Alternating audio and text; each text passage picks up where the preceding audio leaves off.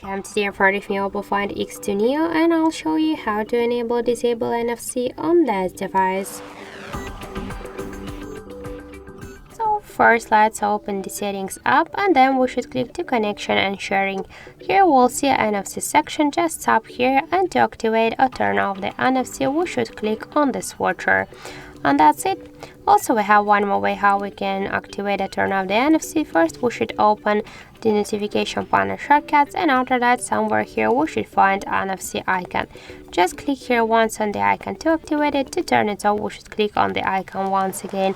And to launch NFC settings, if you want, you should also just hold for a while the NFC icon, and after that you can change here the payment method or change the default app.